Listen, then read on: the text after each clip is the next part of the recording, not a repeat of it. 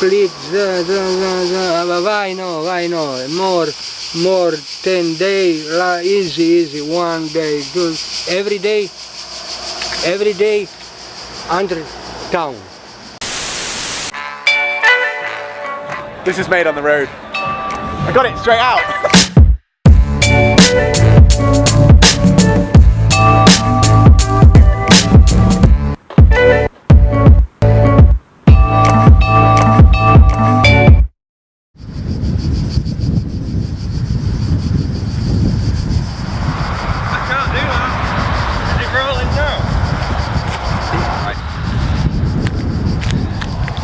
The thing I love about Croatia is the sun and the heat, but the thing I hate about Croatia is the sun and the heat. I'm here with Isaac Tyler. Isaac arrived last night. We picked him up from the airport and this is his first night. What are you saying about the heat? It is hot. And it isn't even. It's like 11 o'clock and it's like 34 degrees.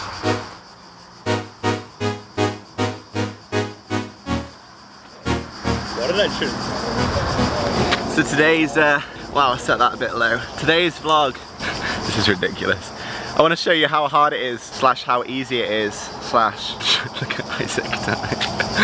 I want to show you guys what it's like parking this thing in a foreign country and trying to find somewhere to actually park it. So that's today's vlog. We're going to get some sun cream on and hit the road. We're about 2 hours away from where we're going to be.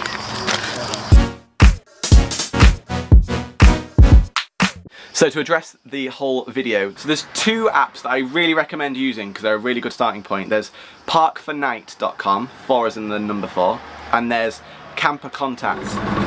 Okay, so the place we're going to is called, I don't even know if you can see this, Primonston. Looks like a harbour city, and it's about, actually we're literally driving along that island again. That's nice. Little road that goes between a lake. Pretty cool. It's going to take 1 hour and 37, but for every hour that we drive on this bus, it takes 1 hour and 20. Add 20 minutes on for every hour, so that's going to be pretty much 2 and a bit hours with a stop. Looks like a nice drive though. Camper Contacts is like a better quality website. It's easier to find things, easier to get all the information you need on any prices. If there's any prices, we try and stay for free as much as possible. Park for Night is like a bilingual site, so like all the comments we find are in like French and German. There are some English, but it's harder to find the info and the reviews. So I recommend using the 2 at the same time. We always start with parkfornight.com and then if we're struggling, move over to Camper Contact. We didn't take anything outside the bus, did we, that we've just now left on the side of the road? I don't think so. On the road again!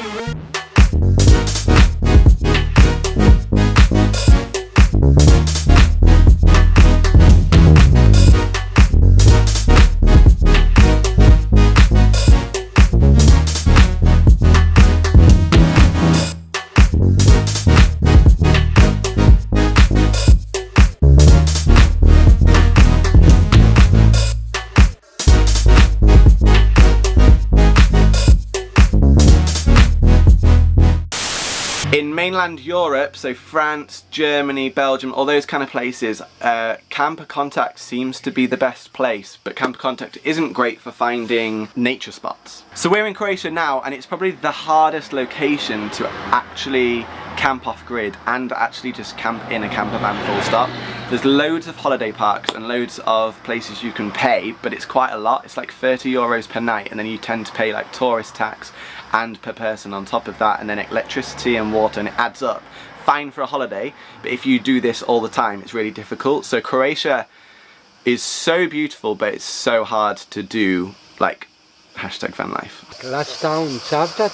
Right. Yeah. Cavtat. About many now too much people, too much tourists. Yeah. About mine island. This Creffield. Name? Vlado. George. Bravo. Nice to meet you. One thing I've learned a lot in Croatia is the locals, they're all so friendly, but they just don't smile, so you feel like they're scarier than they are. But they're very, very nice. But yeah, I'm gonna go scout out this little island now. In the theme of what I wanted this video to be about parking, most places we pull up to have a camping sign that says no camping. And I think the majority of that is because there's so much tourism. As you just heard that guy saying, there's so much tourism in these seasons. But this one doesn't. So I don't see why it would be a problem to stay here. There's a lot of people that say there's no signs, like there's signs saying you cannot camp, but a lot of the time we found that nobody moves you on, like the police don't move you on, so I don't know who those people are. I think if you pulled up in like a more local place, you'd have a problem, but we've had no problems. Check this beautiful little island out.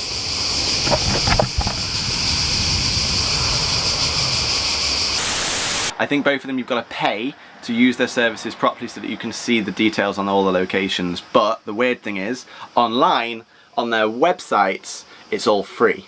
So I'm not quite sure, I assume they're going for like convenience, but for us, you know, we have laptop here to be able to like look at it. Those two apps I really recommend using the website, but if you guys have any other suggestions on ways that you have found sites, like off-grid sites, and found some great websites for it that maybe aren't so popular. Everyone seems to have heard of Park for Night, for example, everyone that we've spoken to. Seems like a better option, but if you guys know any suggestions, if you guys do van life and you have a good technique of finding spots, I think our particular problem is just how big we are. We're 10 meters long. A lot of people that live in vans live quite literally in vans. It's like driving a large car around. So we don't have that luxury in a sense of just being able to like drive up a mountain and just pitch in the middle of nowhere. This little place just here is called Creffield. The highest altitude on the island is 1.5 meters. At one stage it was the most overpopulated island in the whole of the Adriatic coast. Had 1,500 people living on it, and it's 300 meters out from mainland. That's it, 300 meters. But they had no clean drinking water until the 70s. Now it's paved, they've got schools on there, and I think now the population is about 300, so it's dropped a lot. I like finding places near towns, like where you can see people a bit more and connect to the locals, and like that's how we've been learning about the culture of the places a bit more, is by finding people.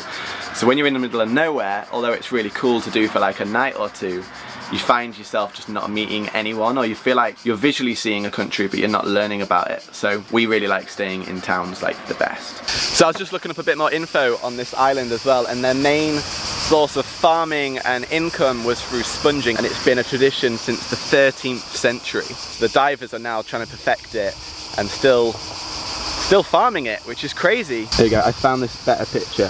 That's the whole island. That's how you spell it, by the way, Creffield.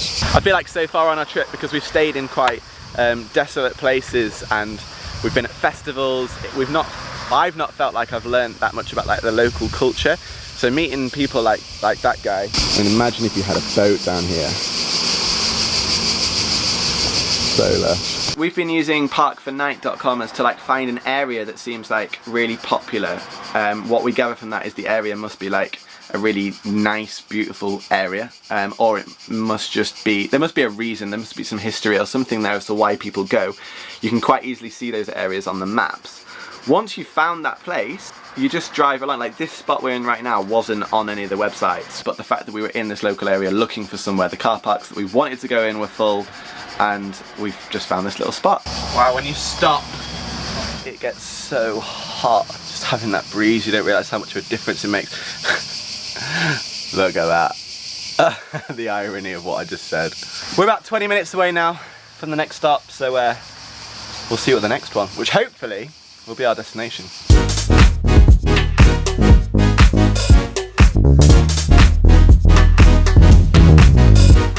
Declan, just wait around that spot, and if somebody comes, just be like, just try and explain, because I might end up having to go forward just to the corner there. I can see some pull-ins over further there. So, turnaround thing saying here. It's gonna have to be here now.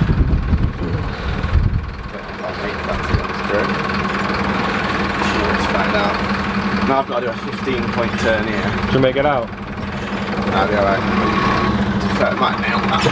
I think you've nailed that, bro. I think we've established in that little video how hard it is to turn the bus around. Yeah, it's hard, right?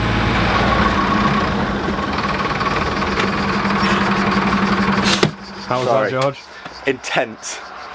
So, Did you catch roughly what the spot looked like from the road and how hard it is to find? So yeah, it's hard to park this thing. But to be fair, this is the first time we've just gone, oh, let's just go for it, because like every other time we've driven past a spot like this and we've just decided not to bother. But I don't know if we're going to get any stick for being here. I think it seems all right to me. We're off the road. And that's what this thing's like actually getting to find a car parking space. You've just got to go for it, and you've just got to, I don't know, take some risks and just hope that it all works out. But let's show you the spot we've actually found. Yeah, I mean, when you find a spot and that's your view, it's all right. Also, we did just spin the bus around, as you saw when Isaac filmed that bit. We spun the bus around so that our door was this side, which means that this whole road now can't see what we are. And I think we get a lot of questions on Instagram saying, how do you deal with the lack of windows? Obviously we've got a massive window down here at the end. The blinds are down at the minute. We've got a massive window down there. All of these are windows, 1, 2, 3, 4. We get plenty of light, and obviously we've got the whole side door as well. But the thing I actually love about not having windows on this wall at all is that, like I say, when we're parked this way round, we just look like a lorry, and most people don't think we're a camper. And because we're such an unusual looking vehicle in the first place, I think people just don't really know how to react full stop. Touch wood, Isaac, touch wood, touch wood, touch wood. Cool! Right, we're gonna go have a dip in the sea, and we will catch you very shortly. I really hope this video has been useful to some of you guys that like the idea of living on the road, or travelling, or driving just in a car, like road tripping across Europe. I'd be really interested to know what your views are on sort of how you find places to stay, or whether or not, if you're not a traveller yourself, whether or not you could do it and feel confident enough to do it. Thank you so much for watching. I will see you soon. I hope you've been enjoying the last videos. Let me know which video has been your favourite recently. Leave a comment down below as always. Give it a like, it really helps push these videos and lets YouTube know that you want to see more. So yeah, I will see you soon. Look after each other, and remember, never stop creating.